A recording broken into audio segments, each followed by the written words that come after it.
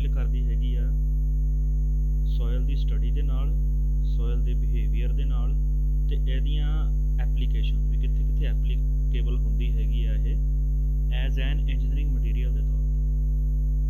ਠੀਕ ਹੈ ਜੀ। ਸੋ ਇੱਕ ਇੰਜੀਨੀਅਰਿੰਗ ਮਟੀਰੀਅਲ ਦੇ ਤੌਰ ਤੇ ਸੋਇਲ ਜਿਹੜੀ ਹੈਗੀ ਆ ਉਹਦੀਆਂ ਐਪਲੀਕੇਸ਼ਨਾਂ, ਉਹਦਾ ਬਿਹੇਵੀਅਰ ਤੇ ਉਹਦੀ ਸਾਰੀ ਸਟੱਡੀ ਜਿਹੜੀ ਹੈਗੀ ਆਪਾਂ ਸੋਇਲ ਮਕੈਨਿਕਸ ਦੇ ਵਿੱਚ ਪੜ੍ਹਦੇ ਹੈਗੇ। ਤੇ ਸੋਇਲ ਇੰਜੀਨੀਅਰਿੰਗ ਇੱਕ ਸਾਇੰਸ ਦੀ ਬ੍ਰਾਂਚ ਹੈਗੀ ਆ ਜਿਹੜੀ ਹੈ ਕਿ ਸੋਇਲ ਮਕੈਨਿਕਸ ਜਿਹੜੀ ਹੈਗੀ ਆ ਉਸਦੀ ਮਦਦ ਦੇ ਨਾਲ ਅਲੱਗ-ਅਲੱਗ ਪ੍ਰੈਕਟੀਕਲ ਪ੍ਰੋਬਲਮ ਨੂੰ ਜਿਹੜਾ ਹੈਗਾ ਸੋਲਵ ਕਰਨ ਦੇ ਵਿੱਚ ਸਾਡੀ ਹੈਲਪ ਕਰਦੀ ਹੈਗੀ ਆ, ਜਿਹਨੂੰ ਆਪਾਂ ਸੋਇਲ ਇੰਜੀਨੀਅਰਿੰਗ ਵੀ ਕਹਿ ਦਿੰਦੇ ਹੈਗੇ ਆ ਤੇ ਜੀਓ ਟੈਕਨੀਕਲ ਇੰਜੀਨੀਅਰਿੰਗ ਵੀ ਕਹਿੰਦੇ ਹੈਗੇ ਆ। ਹੁਣ ਸੋਇਲ ਮਕੈਨਿਕਸ ਤੋਂ ਸੋਇਲ ਇੰਜੀਨੀਅਰਿੰਗ ਦਾ ਜਿਹੜਾ ਹੈਗਾ ਸਕੋਪ ਕਾਫੀ ਵੱਡਾ ਹੈਗਾ ਆ, ਕਿਉਂਕਿ ਇਹ ਡੀਲ ਕਰਦੀ ਹੈਗੀ ਅਲੱਗ-ਅਲੱਗ ਪ੍ਰੋਬਲਮਸ ਦੇ ਨਾਲ ਜਿਹੜੀਆਂ ਕਿ ਸੋਇਲ ਦੇ ਨਾਲ ਰਿਲੇਟਡ ਹਨ। ਹੁਣ ਇਹਨਾਂ ਸਾਰੀਆਂ ਪ੍ਰੋਬਲਮਸ ਨੂੰ ਸੋਲਵ ਕਰਕੇ ਆਪਾਂ ਜਿਹੜਾ ਹੈਗਾ ਆ ਕੋਈ ਵੀ ਕੇਸ ਜਿਹੜਾ ਹੈਗਾ ਇਨਵੈਸਟੀਗੇਟ ਕਰ ਸਕਦੇ ਹੈਗੇ ਆ ਬਈ ਕਿਸ ਕੇਸ ਵਾਸਤੇ ਕਿਹੋ ਜੀ ਫਾਊਂਡੇਸ਼ਨ ਜਾਂ ਕਿਹੋ ਜੀ ਕੰਸਟਰਕਸ਼ਨ ਜਿਹੜੀ ਹੈਗੀ ਆ ਵਧੀਆ ਰਹੇਗੀ। ਕੰਸਟਰਕਸ਼ਨ ਦੇ ਤੌਰ ਤੇ ਜੇ ਮੈਂ ਗੱਲ ਕਰਾਂ ਤਾਂ ਉਹ ਹੋ ਸਕਦੀ ਹੈਗੀ ਆ ਕੋਈ ਡੈਮ ਹੋ ਸਕਦਾ, ਕੋਈ ਰੋਡ ਹੋ ਸਕਦਾ, ਕੋਈ ਬਿਲਡਿੰਗ ਹੋ ਸਕਦੀ ਆ, ਕੋਈ ਇੰਬੈਂਕਮੈਂਟ ਵਰਕ ਹੋ ਸਕਦਾ ਕਿਸੇ ਵੀ ਤਰੀਕੇ ਦਾ। ਸੋ ਇਹ ਸਾਰਾ ਕੁਝ ਜਿਹੜਾ ਹੈਗਾ ਸਾਨੂੰ ਸੋਇਲ ਇੰਜੀਨੀਅਰਿੰਗ ਦੇ ਵਿੱਚ ਜਿਹੜਾ ਹੈਗਾ ਪਤਾ ਲੱਗਦਾ ਹੈਗਾ। ਇਸ ਤੋਂ ਅੱਗੇ ਆਪਾਂ ਜੇ ਚੱਲਦੇ ਹੈਗੇ ਆ ਤੇ ਦੇਖੀਏ ਫਾਊਂਡੇਸ਼ਨ ਇੰਜੀਨੀਅਰਿੰਗ ਕੀ ਹੁੰਦੀ ਆ। ਸੋ ਇਹ ਵੀ ਇੱਕ ਸਿਵਲ ਇੰਜੀਨੀਅਰਿੰਗ ਦੀ ਬ੍ਰਾਂਚ ਹੈਗੀ ਆ ਜਿਹਦੇ ਵਿੱਚ ਆਪਾਂ ਡੀਲ ਕਰਦੇ ਹੈਗੇ ਆ ਕਿਸੇ ਵੀ ਬਿਲਡਿੰਗ ਦੇ ਫਾਊਂਡੇਸ਼ਨ ਦੇ ਨਾਲ ਜਾਂ ਕੋਈ ਹੋਰ ਸਟਰਕਚਰ ਹੈਗਾ ਆ ਜਿਹਦਾ ਆਪਾਂ ਡਿਜ਼ਾਈਨ, ਕੰਸਟਰਕਸ਼ਨ ਹੋ ਗਈ ਜਾਂ ਮੇਨਟੇਨੈਂਸ ਹੋ ਗਈ, ਉਹ ਸਾਰੀ ਜਿਹੜੀ ਹੈਗੀ ਆ ਸਟੱਡੀ ਕਰਦੇ ਹੈਗੇ ਆ ਫਾਊਂਡੇਸ਼ਨ ਇੰਜੀਨੀਅਰਿੰਗ ਦੇ ਵਿੱਚ। ਹੁਣ ਫਾਊਂਡੇਸ਼ਨ ਇੰਜੀਨੀਅਰਿੰਗ ਜਿਹੜੀ ਹੈਗੀ ਆ ਟੋਟਲੀ ਡਿਫਰੈਂਟ ਹੈਗੀ ਆ ਸੋਇਲ ਇੰਜੀਨੀਅਰਿੰਗ ਦੇ ਨਾਲੋਂ। ਇਹ ਕਿਉਂ ਹੈਗਾ ਇੱਦਾਂ?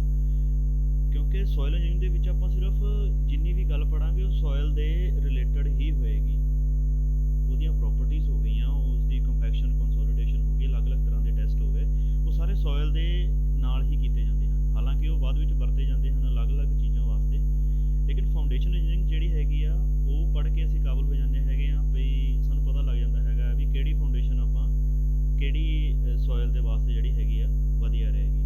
ਪਲੱਸ ਸਾਨੂੰ ਜਿਹੜਾ ਹੈਗਾ ਆ ਇਹ ਪਤਾ ਲੱਗ ਜਾਏਗਾ ਬਈ ਕਿਸ ਫਾਊਂਡੇਸ਼ਨ ਦੇ ਵਿੱਚ ਕਿਹੋ ਜਿਹਾ ਮਟੀਰੀਅਲ ਯੂਜ਼ ਕਰਨਾ, ਵੀ ਉਹ ਫਾਊਂਡੇਸ਼ਨ ਆਪਾਂ ਜਿਹੜੀ ਹੈਗੀ ਆ ਬਣਾਉਣੀ ਆ ਇੱਟਾਂ ਦੀ ਬਣਾਉਣੀ ਆ, ਵੈਦਰ ਅਸੀਂ ਉਹ RCC ਦੀ ਬਣਾ ਰਹੇ ਹਾਂ, ਸੀਮੈਂਟ ਕੰਕਰੀਟ ਦੀ ਬਣਾ ਰਹੇ ਹਾਂ, ਕਾਹਦੀ ਬਣਾ ਰਹੇ ਹਾਂ। ਸੋ ਇਹ ਚੀਜ਼ ਸਾਨੂੰ ਸੋਇਲ ਸਟੱਡੀ ਦੇ ਨਾਲ ਨਹੀਂ ਪਤਾ ਲੱਗਦੀ, ਸਾਨੂੰ ਪਤਾ ਲੱਗਦੀ ਹੈਗੀ ਆ ਫਾਊਂਡੇਸ਼ਨ ਇੰਜੀਨੀਅਰਿੰਗ ਦੇ ਨਾਲ। ਜਿਵੇਂ ਆਪਾਂ ਦੇਖਣਾ ਹੋਵੇ ਵੀ ਕਿਸੇ ਫਾਊਂਡੇਸ਼ਨ ਦੇ ਵਿੱਚ ਸਰੀਆ ਕਿੰਨਾ ਕੁ ਪੈਣਾ ਹੈਗਾ, ਸੋ ਉਹ ਸਾਨੂੰ ਸੋਇਲ ਇੰਜੀਨੀਅਰਿੰਗ ਦੇ ਨਾਲ ਨਹੀਂ ਪਤਾ ਲੱਗੇਗਾ, ਉਹ ਸਾਨੂੰ ਫਾਊਂਡੇਸ਼ਨ ਇੰਜੀਨੀਅਰਿੰਗ ਦੇ ਨਾਲ ਪਤਾ ਲੱਗੇਗਾ। ਹਾਲਾਂਕਿ ਦੋਨਾਂ ਦੇ ਵਿਚਕਾਰ ਲਿੰਕ ਹੈਗਾ ਲੇਕਿਨ ਦੋਨੋਂ ਇੱਕ ਦੂਜੇ ਤੋਂ ਵੱਖ-ਵੱਖ ਹੈਗੇ ਆ। ਫਾਊਂਡੇਸ਼ਨ ਇੰਜੀਨੀਅਰਿੰਗ ਦਾ ਇਹਦੇ ਵਿੱਚ ਸਿਰਫ ਸਾਡਾ ਕਨਸੈਪਟ ਹੀ ਹੈਗਾ, ਪਰ ਉਹ ਬਹੁਤਾ ਡਿਟੇਲ ਦੇ ਵਿੱਚ ਨਹੀਂ ਪੜਾਂਗੇ, ਲੇਕਿਨ ਫਿਰ ਵੀ ਸਾਨੂੰ ਫਰਕ ਪਤਾ ਹੋਣਾ ਚਾਹੀਦਾ ਹੈਗਾ ਵੀ ਫਾਊਂਡੇਸ਼ਨ ਇੰਜੀਨੀਅਰਿੰਗ ਤੇ ਸੋਇਲ ਇੰਜੀਨੀਅਰਿੰਗ ਜਿਹੜੀ ਹੈਗੀ ਆ ਉਹ ਕੀ ਹੁੰਦੀ ਆ, ਉਹਨਾਂ ਦੋਨਾਂ ਦਾ ਵਿਚਕਾਰ ਬੇਸਿਕ ਡਿਫਰੈਂਸ ਕੀ। ਸੋ ਅੱਗੇ ਅਸੀਂ ਵੱਧਦੇ ਹੈਗੇ ਆ importance of soil study in civil engineering ਵੱਲ। ਸੋਇਲ ਦੀ ਕੀ ਮਹੱਤਤਾ ਹੈਗੀ ਆ ਸਾਡੇ ਸਿਵਲ ਇੰਜੀਨੀਅਰਿੰਗ ਦੇ ਵਿੱਚ। ਸੋ ਸੋਇਲ ਇੰਜੀਨੀਅਰਿੰਗ ਜਿਹੜੀ ਹੈਗੀ ਆ ਕੰਸਟਰਕਸ਼ਨ ਦੇ ਵਿੱਚ ਕਾਫੀ ਮਾਇਨੇ ਰੱਖਦੀ ਹੈਗੀ। ਜਿੰਨੇ ਵੀ ਕੰਸਟਰਕਸ਼ਨ ਵਰਕਸ ਹੁੰਦੇ ਹੈਗੇ ਉਹਦੇ ਵਿੱਚ ਇਹਦੀ ਬਹੁਤ ਹੀ ਜ਼ਿਆਦਾ ਇੰਪੋਰਟੈਂਸ ਹੈਗੀ ਆ।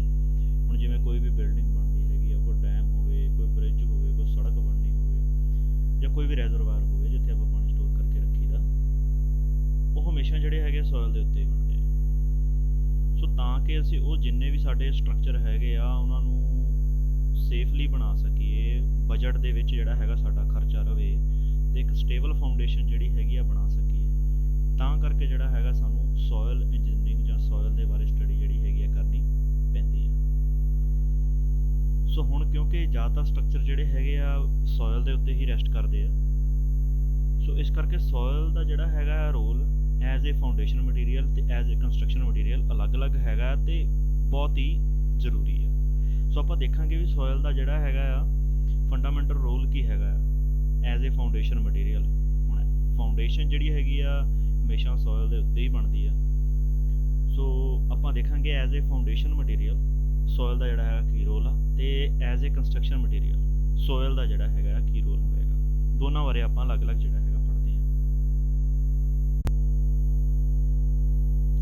ਸੋ ਸੋਇਲ ਦਾ ਜਿਹੜਾ ਹੈਗਾ ਰੋਲ ਦੇਖਾਂਗੇ ਹੁਣ as a foundation material. So first of all ਆਪਾਂ ਦੇਖਾਂਗੇ ਬਿਲਡਿੰਗਸ ਦੇ ਵਿੱਚ। ਹੁਣ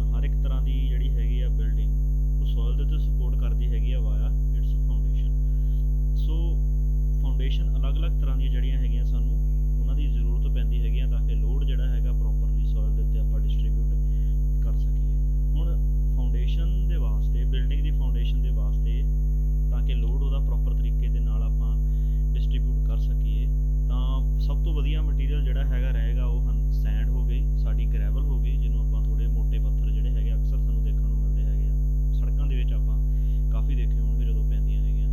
ਅਤੇ ਚੱਟਾਨਾਂ ਹੋ ਗਈਆਂ, ਜਿਵੇਂ ਪਹਾੜਾਂ ਦੇ ਵਿੱਚ ਜ਼ਮੀਨ ਜਿਹੜੀ ਹੈਗੀ ਆ ਉਹਦੇ ਥੱਲੇ ਸਾਨੂੰ ਕਾਫੀ ਚੱਟਾਨਾਂ ਜਾਂ ਮੋਟੇ ਪੱਥਰ ਜਿਹੜੇ ਹੈਗੇ ਦੇਖਣ ਨੂੰ ਮਿਲਦੇ ਹੈਗੇ ਆ। ਸੋ ਇਹ ਸਾਰੇ ਇੱਕ ਵਧੀਆ ਮਟੀਰੀਅਲ ਹੈਗੇ ਆ ਕੋਈ ਵੀ ਫਾਊਂਡੇਸ਼ਨ ਬਣਾਉਣ ਦੇ ਲਈ। ਮਟੀਰੀਅਲ ਉਹੀ ਵਧੀਆ ਹੋਏਗਾ ਜਿਹੜਾ ਕਿ ਬਿਲਡਿੰਗ ਦੇ ਲੋਡ ਦੇ ਨਾਲ ਸ਼ਰਿੰਕ ਨਹੀਂ ਹੋਏਗਾ, ਟੁੱਟੇਗਾ ਨਹੀਂ, ਅਤੇ ਜਾਂ ਫਿਰ ਜਿਹੜਾ ਹੈਗਾ ਉਹ ਸਿੰਕ ਨਹੀਂ ਕਰ ਜਾਏਗਾ, ਥੱਲੇ ਨੂੰ ਨਹੀਂ ਧਸੇਗਾ। ਸੋ ਉਹ ਸਭ ਤੋਂ ਜ਼ਿਆਦਾ ਜਿਹੜੇ ਹੈਗਾ ਆਈਡੀਅਲ ਮਟੀਰੀਅਲ ਮੰਨਿਆ ਗਿਆ ਹੈਗਾ। ਹੁਣ ਆ ਜਿੰਨੇ ਵੀ ਮੈਂ ਫਾਰਮ ਦੱਸੇ ਹੈਗੇ ਆ, ਕੋਈ ਜਿਵੇਂ ਸੈਂਡ ਹੋ ਗਈ, ਗ੍ਰੇਵਲ ਹੋ ਗਈ, ਇਹ ਵੀ ਇੱਕ ਤਰ੍ਹਾਂ ਨਾਲ ਜਿਹੜਾ ਹੈਗਾ ਸੋਇਲ ਦਾ ਹੀ ਪਾਰਟ ਆ। ਜਦੋਂ ਆਪਾਂ ਇਹਦੀ ਕਲਾਸੀਫਿਕੇਸ਼ਨ ਪੜ੍ਹਾਂਗੇ ਉਦੋਂ ਦੇਖਾਂਗੇ ਵੀ ਇਹ ਕਿਸ ਗ੍ਰੇਡੇਸ਼ਨ ਦੇ ਹਿਸਾਬ ਦੇ ਨਾਲ ਆਪਾਂ ਇਹਨਾਂ ਨੂੰ ਅਲੱਗ-ਅਲੱਗ ਸੈਕਸ਼ਨ ਦੇ ਵਿੱਚ ਰੱਖਿਆ ਹੋਇਆ ਹੈ, ਸੋਇਲ ਦੀ ਹੀ ਕਲਾਸੀਫਿਕੇਸ਼ਨ ਦੇ ਵਿੱਚ। ਸੋ ਹੁਣ ਇਸ ਤੋਂ ਇਲਾਵਾ ਕੁਝ ਇੱਕ ਆਰਗੈਨਿਕ ਮਟੀਰੀਅਲ ਵੀ ਸੋਇਲ ਦੇ ਵਿੱਚ ਮੌਜੂਦ ਹੁੰਦੇ ਆ। ਆਰਗੈਨਿਕ ਮਟੀਰੀਅਲ ਕੋਈ ਵੀ ਹੋ ਸਕਦਾ, ਉਹ ਬਹੁਤ ਹੀ ਜ਼ਿਆਦਾ ਕੰਪਰੈਸਿਬਲ ਹੁੰਦੇ ਆ, ਯਾਨੀ ਕਿ ਮਿੱਟੀ ਜਿਹੜੀ ਹੈਗੀ ਉਹਨਾਂ ਦੇ ਨਾਲ ਕਾਫੀ ਨਰਮ ਹੁੰਦੀ ਹੈ, ਉਹ ਬਹੁਤਾ ਜਿਹੜਾ ਹੈਗਾ ਲੋਡ ਨਹੀਂ ਚੱਕ ਸਕਦੀ। ਸੋ ਸਾਨੂੰ ਕੀ ਕਰਨਾ ਪੈਂਦਾ ਹੈਗਾ ਆ, ਇੱਕ ਸਖਤ ਤੇ ਇੱਕ ਹਾਰਡ ਜਿਹੜਾ ਹੈਗਾ ਸਰਫਸ ਉਹ ਲੱਭਣਾ ਪੈਂਦਾ। ਸੋ ਉਹਦੇ ਵਾਸਤੇ ਆਪਾਂ ਇਹ ਕਰਦੇ ਹੈਗੇ ਆ, ਮਿੱਟੀ ਦੀ ਪਟਾਈ ਕਰਦੇ ਹੈਗੇ ਆ। ਸੋ ਜਨਰਲੀ ਆਪਾਂ ਜਦ ਵੀ ਕਿਤੇ ਘਰਾਂ ਦੇ ਵਿੱਚ ਨੀਹਾਂ ਜਿਹੜੀਆਂ ਹੈਗੀਆਂ ਪੱਟੀ ਦੀਆਂ ਤਾਂ ਉੱਥੇ ਤੱਕ ਪੱਟੀ ਦੀ ਹੈਗੀ ਜਿੱਥੇ ਤੱਕ ਸਾਨੂੰ ਸਖਤ ਜ਼ਮੀਨ ਨਹੀਂ ਮਿਲ ਜਾਂਦੀ। ਸੋ ਘਰਾਂ ਦੇ ਵਿੱਚ ਸਾਡੇ ਨੋਰਮਲ ਜਿਵੇਂ 1 ਜਾਂ 2 ਜਾਂ 3 ਸਟੋਰੀ ਤੱਕ ਆਪਾਂ ਜੇ ਮਕਾਨ ਪਾਉਣਾ ਹੋਵੇ ਤਾਂ ਸ਼ੈਲੋ ਫਾਊਂਡੇਸ਼ਨ ਦੇ ਨਾਲ ਆਪਾਂ ਜਿਹੜਾ ਹੈਗਾ ਉਹ ਪਾ ਸਕਦੇ ਹੈਗੇ, ਜਿਵੇਂ ਆਪਾਂ ਅਕਸਰ ਘਰਾਂ ਦੇ ਵਿੱਚ ਦੇਖਿਆ ਹੀ ਹੈਗਾ। ਸੋ ਲੇਕਿਨ ਅੱਜ ਕੱਲ੍ਹ ਆਈਸੋਲੇਟਿਡ ਫੁਟਿੰਗ ਹੋ ਗਈ ਜਾਂ ਸਪਰੈਡ ਫੁਟਿੰਗ ਹੋ ਗਈ, ਕੰਬਾਈਨ ਫੁਟਿੰਗ ਹੋ ਗਈ, ਇਹ ਸਭ ਜਿਹੜੀਆਂ ਹੈਗੀਆਂ ਚੱਲ ਪਈਆਂ ਆ, so that building the load ਜਿਹੜਾ ਹੈਗਾ ਸੇਫਲੀ ਆਪਾਂ ਸੋਇਲ 'ਤੇ ਜਿਹੜਾ ਹੈਗਾ ਟ੍ਰਾਂਸਫਰ ਕਰ ਸਕੀਏ। ਇਹ ਜਿੰਨੇ ਵੀ ਮੈਂ ਪ੍ਰਕਾਰ ਦੱਸੇ ਆਪਣੀ combine footing, strip footing, strap footing ਜਾਂ ਆਈਸੋਲੇਟਿਡ ਫੁਟਿੰਗ, ਇਹ ਸਾਰੇ ਹੀ ਜਿਹੜੇ ਹੈਗੇ ਆ ਸ਼ੈਲੋ ਫਾਊਂਡੇਸ਼ਨ ਦੇ ਟਾਈਪ ਹੈਗੇ ਆ। ਸੋ ਜੇਕਰ ਸੋਇਲ ਦੇ ਆਸ-ਪਾਸ ਵਾਲਾ ਜਿਹੜਾ ਹੈਗਾ ਏਰੀਆ ਉਹ ਸਾਡਾ ਕਮਜ਼ੋਰ ਹੋਵੇ ਤਾਂ ਆਪਾਂ ਕੀ ਕਰਦੇ ਹੈਗੇ ਆ, ਜ਼ਿਆਦਾ ਜਿਹੜੀ ਹੈਗੀ ਆ ਪਟਾਈ ਕਰ ਦਿੰਦੇ ਹੈਗੇ ਆ। ਪਟਾਈ ਕਰਕੇ ਇੱਕ ਜਦੋਂ ਸਾਡੇ ਕੋਲ ਰੈਫਰੈਂਸ ਲੈਵਲ ਆ ਜਾਂਦਾ ਹੈਗਾ, ਉਸ ਤੋਂ ਅੱਗੇ ਅਸੀਂ ਜਿਹੜਾ ਹੈਗਾ ਆ, ਜਿਵੇਂ ਆਪਾਂ ਇਸ ਫੋਟੋ ਦੇ ਵਿਚਕਾਰ ਦੇਖ ਰਹੇ ਹੈਗੇ ਆ ਜਿਹੜੇ ਲੰਬੇ ਸਾਨੂੰ ਕਾਲਮ ਟਾਈਪ ਜਿਹੜੇ ਹੈਗੇ ਦਿਸ ਰਹੇ ਹਨ, ਇਹਨਾਂ ਨੂੰ ਆਪਾਂ ਪਾਈਲ ਕਹਿੰਦੇ ਹੈਗੇ ਆ। ਸੋ ਇਹ ਇਨਸਰਟ ਕਰ ਦਿੰਦੇ ਹੈਗੇ ਆ, ਇਹ ਉਸ ਡੈਪਥ ਤੱਕ ਇਨਸਰਟ ਕਰਾਂਗੇ ਜਦ ਤੱਕ ਸਾਨੂੰ ਹਾਰਡ ਸੋਇਲ ਜਿਹੜੀ ਹੈਗੀ ਆ ਉਹ ਨਹੀਂ ਮਿਲੇਗੀ। ਜਦ ਤੱਕ ਹਾਰਡ ਸੋਇਲ ਮਿਲੇਗੀ ਉਦੋਂ ਤੱਕ ਆਪਾਂ ਇਹਨਾਂ ਨੂੰ ਜਿਹੜਾ ਹੈਗਾ ਡਰਾਈਵ ਕਰ ਦੇਵਾਂਗੇ ਵਿੱਚ। ਦੈਨ ਜਿਹੜਾ ਹੈਗਾ ਇਹਦੇ ਉੱਤੇ ਆਪਾਂ ਜਿਹੜੀ ਹੈਗੀ ਆਪਣੀ ਫਾਊਂਡੇਸ਼ਨ ਜਿਹੜੀ ਹੈਗੀ ਆ ਉਹ ਤਿਆਰ ਕਰਾਂਗੇ। ਨਾਰਮਲ ਕੇਸ ਦੇ ਵਿੱਚ ਜਿਵੇਂ ਆਪਾਂ ਇੱਥੇ ਦੇਖ ਸਕਦੇ ਹੈਗੇ ਆ, ਇਸ ਤਰੀਕੇ ਦੇ ਨਾਲ ਜਿਹੜਾ ਹੈਗਾ ਆਪਾਂ ਫਾਊਂਡੇਸ਼ਨ ਬਣਾਉਂਦੇ ਹੈਗੇ ਆ। ਮਿੱਟੀ ਜਿਹੜੀ ਹੈਗੀ ਆ ਪੱਟੀ, ਸਾਨੂੰ ਹਾਰਡ ਜਿਹੜੀ ਹੈਗੀ ਆ ਸੋਇਲ ਇੱਥੇ ਤੱਕ ਜਿਹੜੀ ਹੈਗੀ ਆ ਮਿਲ ਗਈ ਸੀ, ਦੈਨ ਆਪਾਂ ਜਿਹੜਾ ਹੈਗਾ ਫਾਊਂਡੇਸ਼ਨ ਕੰਸਟਰਕਟ ਕਰਤੀ। ਨਹੀਂ ਤਾਂ ਆਪਾਂ ਜਿਹੜਾ ਹੈਗਾ ਫਿਰ ਸਾਨੂੰ ਆਪਣੀ ਪਾਇਲਸ ਹੋ ਗਈਆਂ, ਜਾਂ ਇਸ ਤੋਂ ਇਲਾਵਾ ਹੋਰ ਵੀ ਬਹੁਤ ਸਾਰੇ ਤਰੀਕੇ ਹੈਗੇ ਆ। ਅਲੱਗ-ਅਲੱਗ ਤਰ੍ਹਾਂ ਨਾਲ ਪਾਇਲ ਜਿਹੜੀ ਹੈਗੀ ਆ ਡਰਾਈਵ ਕਰਨ ਦੇ ਹੁਣ ਬਹੁਤ ਸਾਰੇ ਤਰੀਕੇ ਹੈਗੇ ਆ, ਅਲੱਗ-ਅਲੱਗ ਤਰ੍ਹਾਂ ਦੀਆਂ ਪਾਇਲਸ ਆਉਂਦੀਆਂ ਹੈਗੀਆਂ। ਸੋ ਉਹ ਤਰੀਕੇ, ਇਹ ਇੱਕ ਡੀਪ ਫਾਊਂਡੇਸ਼ਨ ਦਾ ਜਿਹੜਾ ਹੈਗਾ ਸਾਡਾ ਟਾਈਪ ਹੈਗਾ ਇੱਥੇ, ਉਹ ਆਪਾਂ ਯੂਜ਼ ਕਰਕੇ ਦੈਨ ਜਿਹੜਾ ਹੈਗਾ ਉੱਪਰ ਫਾਊਂਡੇਸ਼ਨ ਕੰਸਟਰਕਟ ਕਰ ਸਕਦੇ ਹੈਗੇ ਆ। ਸੋ ਕਿਸੇ ਬਿਲਡਿੰਗ ਦੀ ਫਾਊਂਡੇਸ਼ਨ ਟੋਟਲੀ ਡਿਪੈਂਡ ਕਰੇਗੀ ਸੋਇਲ ਦੇ ਟਾਈਪ ਦੇ ਉੱਤੇ। ਸੋਇਲ ਸਖਤ ਹੋਏਗੀ ਤਾਂ ਨਾਰਮਲ ਆਪਾਂ ਸ਼ੈਲੋ ਫਾਊਂਡੇਸ਼ਨ ਨਾਲ ਕੰਮ ਚਲਾ ਸਕਦੇ ਹਾਂ, ਨਹੀਂ ਤਾਂ ਸਾਨੂੰ ਜਿਹੜਾ ਹੈਗਾ ਡੀਪ ਫਾਊਂਡੇਸ਼ਨ ਯੂਜ਼ ਕਰਨੀ ਪਏਗੀ। ਨੈਕਸਟ ਯੂਜ਼ ਹੈਗਾ ਆ soil the as a foundation material, ਉਹ ਹੈਗਾ ਰੋਡ। ਰੋਡ ਦੇ ਵਿੱਚ ਜਿਹੜਾ ਹੈਗਾ ਆਪਾਂ ਇਸ ਨੂੰ ਵਰਤਦੇ ਹੈਗੇ ਆ। ਆਪਾਂ ਦੇਖਦੇ ਹਾਂ ਕਿਵੇਂ ਰੋਡ ਬਣਦੇ ਆ। ਸਭ ਤੋਂ ਪਹਿਲਾਂ ਇੱਕ ਪਰਟੀਕੂਲਰ ਏਰੀਆ ਚੂਜ਼ ਕਰ ਲਿਆ ਜਾਂਦਾ ਜਿੱਥੇ ਰੋਡ ਜਿਹੜਾ ਹੈਗਾ ਬਣਨਾ ਹੈ, ਦੈਨ ਉਹਦੀ ਜਿਹੜੀ ਹੈਗੀ ਆ ਪਟਾਈ ਹੁੰਦੀ ਆ। ਪੱਟ ਕੇ ਸਭ ਤੋਂ ਪਹਿਲਾਂ ਹਾਰਡ ਸਰਫੇਸ ਬਣਾਇਆ ਜਾਂਦਾ। ਜੇ ਉਹ ਸਾਨੂੰ ਨਹੀਂ ਮਿਲਦਾ ਹੈਗਾ ਦੈਨ ਆਪਾਂ ਉਹਦੀ ਕੰਪੈਕਸ਼ਨ ਕਰਦੇ ਹਾਂ। ਅਲੱਗ-ਅਲੱਗ ਤਰ੍ਹਾਂ ਦੇ ਤੁਸੀਂ ਰੋਲਰ ਦੇਖੇ ਹੋਣੇ ਆ ਜਿਹੜੇ ਰੋਡ ਦੇ ਉੱਤੇ ਘੁੰਮਦੇ ਹੈਗੇ ਆ। ਸੋ ਉਹ ਸਭ ਤੋਂ ਪਹਿਲਾਂ ਸਬ ਗ੍ਰੇਡ ਤਿਆਰ ਕਰਦੇ ਆ। ਉਸ ਤੋਂ ਉੱਪਰ ਜਿਹੜਾ ਹੈਗਾ ਮੋਟਾ ਗਟਕਾ ਗ੍ਰੈਵਲ ਜਿਹੜਾ ਹੈਗਾ ਉਹ ਮਿਕਸ ਕਰਕੇ ਮਿੱਟੀ ਦੇ ਵਿੱਚ ਇੱਕ ਸਬ ਬੇਸ ਜਿਹੜਾ ਹੈਗਾ ਉਹ ਤਿਆਰ ਕੀਤਾ ਜਾਂਦਾ। ਉਸ ਦੇ ਉੱਪਰ ਬੇਸ ਕੋਰਸ ਪੈਂਦਾ ਹੈਗਾ। ਉਹ ਅਗੇਨ ਜਿਵੇਂ ਸਾਡੇ ਘਰਾਂ ਦੇ ਵਿੱਚ ਬਜਰੀ ਪੈਂਦੀ ਆ ਕੁਛ ਇੱਕ ਉਨੇ ਕੁ ਸਾਈਜ਼ ਦੀ 20 ਤੋਂ 40 mm ਦਾ ਸਾਈਜ਼ ਕਹਿ ਲਓ, ਉਹ ਆਪਾਂ ਮਿੱਟੀ ਦੇ ਵਿੱਚ ਮਿਕਸ ਕਰਕੇ ਪਾਉਂਦੇ ਹੈਗੇ ਆ ਅਤੇ ਉਹਨੂੰ ਪੂਰੀ ਤਰੀਕੇ ਨਾਲ ਕੰਪੈਕਟ ਕਰਦੇ ਹਾਂ ਅਤੇ ਆਪ ਸਾਡਾ ਬੇਸ ਕੋਰਸ ਤਿਆਰ ਹੋ ਜਾਂਦਾ ਹੈਗਾ। ਅਤੇ ਉਹਦੇ ਉੱਪਰ ਸਰਫੇਸ ਕੋਰਸ ਆਪਾਂ ਦੇਖਿਆ ਹੀ ਹੈਗਾ, ਜਿਵੇਂ ਬਚੂਮਨ ਦੇ ਵਿੱਚ ਜਿਹੜਾ ਹੈਗਾ ਆਪਾਂ ਕੋਰਸ ਐਗਰੀਗੇਟ ਮਿਕਸ ਕਰਕੇ ਜਿਹੜਾ ਹੈਗਾ ਟੌਪ ਫਿਨਿਸ਼ ਜਿਹੜੀ ਹੈਗੀ ਦੇ ਦਿੱਤੀ ਆ ਰੋਡ। ਸੋ ਓਵਰਆਲ ਜੇ ਦੇਖਿਆ ਜਾਵੇ ਟੋਟਲ ਰੋਡ ਜਿਹੜਾ ਹੈਗਾ ਉਹਦਾ ਵੀ ਫਾਊਂਡੇਸ਼ਨ ਮਟੀਰੀਅਲ ਜਿਹੜਾ ਹੈਗਾ ਆ ਸੋਇਲ ਹੀ ਹੁੰਦੀ ਆ। ਸੋ ਰੋਡ ਦੇ ਫਾਊਂਡੇਸ਼ਨ ਮਟੀਰੀਅਲ ਦੇ ਵਿੱਚ ਵੀ ਆਪਾਂ ਸੋਇਲ ਨੂੰ ਜਿਹੜਾ ਹੈਗਾ ਆ ਯੂਜ਼ ਕਰਦੇ ਹੈਗੇ ਆ, ਕਿਉਂਕਿ ਇਹ ਕਾਫੀ ਸਟਰੋਂਗ ਤੇ ਡਿਊਰੇਬਲ ਰੋਡ ਬਣਾਉਣ ਦੇ ਲਈ ਬਹੁਤ ਜ਼ਰੂਰੀ ਹੈ। ਸੋ ਅਦਰ ਸਟਰਕਚਰ ਦੇ ਵਿੱਚ ਜੇ ਦੇਖਿਆ ਜਾਵੇ, ਜਿਵੇਂ ਕਿ ਡੈਮ ਹੋ ਗਏ, ਬ੍ਰਿਜ ਹੋ ਗਏ, ਜਾਂ ਕੋਈ ਪਾਣੀ ਦੀਆਂ ਟੈਂਕੀਆਂ ਹੋ ਗਈਆਂ, ਸੋ ਇਸ ਤਰ੍ਹਾਂ ਦੇ ਜਿੰਨੇ ਵੀ ਸਟਰਕਚਰ ਹੈਗੇ ਆ ਉਹਨਾਂ ਦੇ ਵਿੱਚ ਵੀ ਜਿਹੜਾ ਹੈਗਾ ਸਾਨੂੰ, ਜੇ ਆਪਾਂ ਉਹਨਾਂ ਦੀ ਫਾਊਂਡੇਸ਼ਨ ਡਿਜ਼ਾਈਨ ਕਰਨੀ ਹੈ ਤਾਂ ਸਾਨੂੰ ਸੋਇਲ ਜਿਹੜੀ ਹੈਗੀ ਆ ਉਹਦੀ ਸਟੱਡੀ ਕਰਨੀ ਪਏਗੀ। ਉਹਦਾ ਬਿਹੇਵੀਅਰ ਕਿਹੋ ਜਿਹਾ ਰਹੇਗਾ, ਅਲੱਗ-ਅਲੱਗ ਫਲੋਰ ਦੇ ਅੰਦਰ ਉਹ ਸਟੱਡੀ ਕਰਨਾ ਪਏਗਾ। ਦੈਨ ਫਿਰ ਜਿਹੜਾ ਹੈਗਾ ਆਪਾਂ ਕੋਈ ਵੀ ਫਾਊਂਡੇਸ਼ਨ ਜਿਹੜੀ ਹੈਗੀ ਆ ਡਿਜ਼ਾਈਨ ਕਰ ਸਕਦੇ ਹੈਗੇ। ਸੋ ਇਹ ਸਾਰੇ ਬਣਾਉਣ ਦੇ ਲਈ ਵੀ ਸਾਨੂੰ ਸੋਇਲ ਇੰਜੀਨੀਅਰਿੰਗ ਜਿਹੜੀ ਹੈਗੀ ਆ ਉਹ ਸਟੱਡੀ ਕਰਨੀ ਪਏਗੀ। ਸੋ ਹੁਣ ਵਧਦੇ ਹਾਂ ਨੈਕਸਟ ਇਹਦੀ ਐਪਲੀਕੇਸ਼ਨ ਬਾਰੇ। ਉਹ ਹੈਗੀ ਆ ਸੋਇਲ ਨੂੰ ਜੇ ਆਪਾਂ ਐਜ਼ ਏ ਕੰਸਟਰਕਸ਼ਨ ਮਟੀਰੀਅਲ ਜਿਹੜਾ ਹੈਗਾ ਯੂਜ਼ ਕਰੀਏ, ਮਤਲਬ ਸੋਇਲ ਦਾ ਯੂਜ਼ ਕਰਕੇ ਆਪਾਂ ਕੋਈ ਚੀਜ਼ ਜਿਹੜੀ ਹੈਗੀ ਆ ਕੰਸਟਰਕਟ ਕਰੀਏ। ਸੋ ਬੇਸਿਕਲੀ ਸਭ ਤੋਂ ਪਹਿਲੀ ਆਪਾਂ ਜਿਹੜੀ ਹੈਗੀ ਆ ਬਿਲਕੁਲ ਕਾਮਨ ਚੀਜ਼ ਜਿਹੜੀ ਹੈਗੀ ਆ ਦੇਖੀ ਹੋਏਗੀ, ਉਹ ਹੈਗੀ ਆ ਡੈਮ। ਸੋ ਡੈਮ ਦੇ ਜਿਹੜੇ ਹੈਗੇ ਕੁਝ ਇਸ ਪ੍ਰਕਾਰ ਦਾ ਹੁੰਦਾ, ਇੱਕ ਪਾਸੇ ਪਾਣੀ ਖੜਾ ਹੁੰਦਾ, ਦੂਜੇ ਪਾਸੇ ਜਿਹੜਾ ਹੈਗਾ ਸੁੱਕਾ ਪਾਸਾ ਹੁੰਦਾ ਸਾਡਾ, ਜਿੱਧਰਲੇ ਪਾਸੇ ਆਪਾਂ ਜਿਹੜਾ ਹੈਗਾ ਪਾਣੀ ਜਾਣ ਤੋਂ ਰੋਕਦੇ ਹਾਂ। ਸੋ ਡੈਮ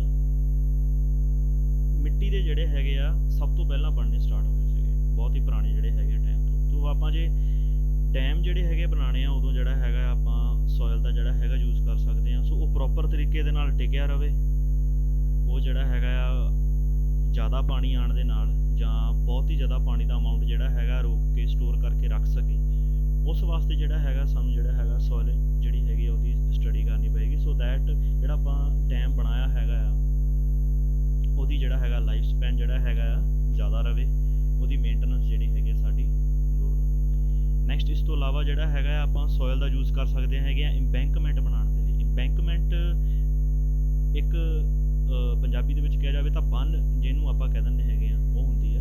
ਇੰਬੈਂਕਮੈਂਟ ਜ਼ਿਆਦਾਤਰ ਜਿਹੜੀ ਹੈਗੀ ਆ ਸੋਇਲ ਦੀ ਹੀ ਬਣਾਈ ਜਾਂਦੀ ਹੈ ਸਾਡੇ, ਕਿਉਂਕਿ ਇਹ ਸਭ ਤੋਂ ਜ਼ਿਆਦਾ ਇਕਨੋਮਿਕਲ ਪੈਂਦੀ ਹੈ, ਘੱਟ ਖਰਚਾ ਜਿਹੜਾ ਹੈਗਾ ਇਸ ਚੀਜ਼ ਤੇ ਆਉਂਦਾ ਹੈਗਾ। ਸੋ ਇੰਬੈਂਕਮੈਂਟ ਬਣਾਉਣ ਦੇ ਲਈ ਵੀ ਜਿਹੜਾ ਹੈਗਾ ਸੋਇਲ ਦਾ ਯੂਜ਼ ਹੁੰਦਾ ਹੈ।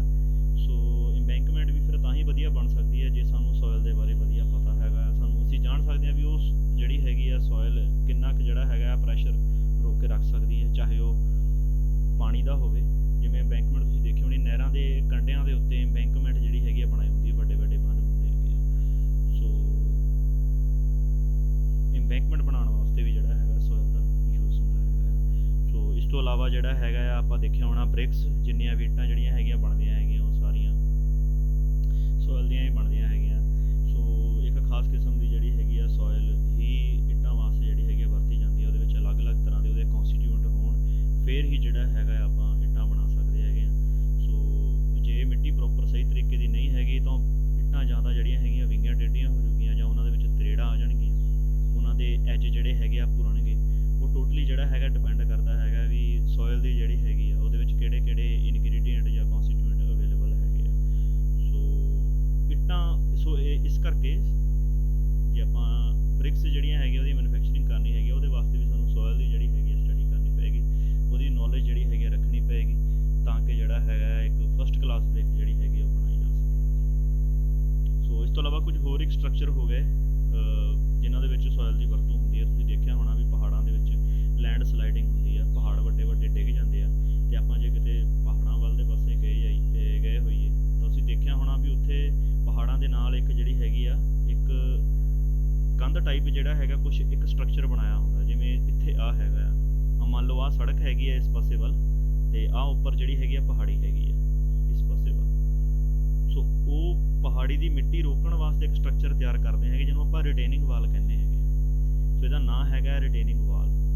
ਸੋ ਰਿਟੇਨਿੰਗ ਵਾਲ ਜਿਹੜੀ ਹੈਗੀ ਆ ਉਹ ਵੀ ਬਣਾਉਣ ਦੇ ਲਈ ਆਪਾਂ ਜਿਹੜਾ ਹੈਗਾ ਆ ਸਾਨੂੰ ਸੋਇਲ ਦੀ ਜਿਹੜੀ ਹੈਗੀ ਸਟੱਡੀ ਕਰਨੀ ਪਏਗੀ। ਸਾਨੂੰ ਦੇਖਣਾ ਪਏਗਾ ਵੀ ਸੋਇਲ ਜਿਹੜੀ ਹੈਗੀ ਆ ਇਸ ਰਿਟੇਨਿੰਗ ਵਾਲ ਦੇ ਉੱਤੇ ਕਿੰਨਾ ਪ੍ਰੈਸ਼ਰ ਪਾਉਂਦੀ ਹੈਗੀ ਆ। ਹੁਣ ਇਹਨੂੰ ਰੋਕਣ ਦੇ ਲਈ ਹੁਣ ਜਿਹੜੀ ਰਿਟੇਨਿੰਗ ਵਾਲ ਬਣਦੀ ਹੈਗੀ ਆ ਉਹ ਜਾਂ ਤਾਂ ਬ੍ਰਿਕਸ ਦੀ ਬਣ ਸਕਦੀ ਆ, ਜਾਂ ਸੀਮੈਂਟ ਕੰਕਰੀਟ ਦੀ ਹੋ ਸਕਦੀ ਆ, RCC ਦੀ ਹੋ ਸਕਦੀ ਹੈਗੀ ਆ। ਲੇਕਿਨ ਇਸ ਤੇ ਇਹ ਪ੍ਰੈਸ਼ਰ ਕਿੰਨਾ ਕੁ ਚੱਕ ਸਕੇਗੀ ਇਹ ਟੋਟਲੀ ਡਿਪੈਂਡ ਕਰੇਗਾ ਵੀ ਸੋਇਲ ਜਿਹੜਾ ਹੈਗਾ ਆ ਇਸ ਰਿਟੇਨਿੰਗ ਵਾਲ ਦੇ ਉੱਤੇ ਕਿੰਨਾ ਪ੍ਰੈਸ਼ਰ ਲਗਾ ਰਹੀ ਹੈਗੀ ਆ। ਸੋ ਅਲੱਗ-ਅਲੱਗ ਤਰ੍ਹਾਂ ਦੀਆਂ ਅਰਥ ਪ੍ਰੈਸ਼ਰ ਥਿਊਰੀਜ਼ ਜਿਹੜੀਆਂ ਹੈਗੀਆਂ ਅਲੱਗ-ਅਲੱਗ ਸਾਇੰਟਿਸਟ ਨੇ ਜਿਹੜੀਆਂ ਹੈਗੀਆਂ ਸੁਜੈਸਟ ਕੀਤੀਆਂ ਹੈਗੀਆਂ, ਜਾਂ ਅੱਜ ਕੱਲ੍ਹ ਇੰਪਲੀਮੈਂਟ ਵੀ ਹੁੰਦੀਆਂ।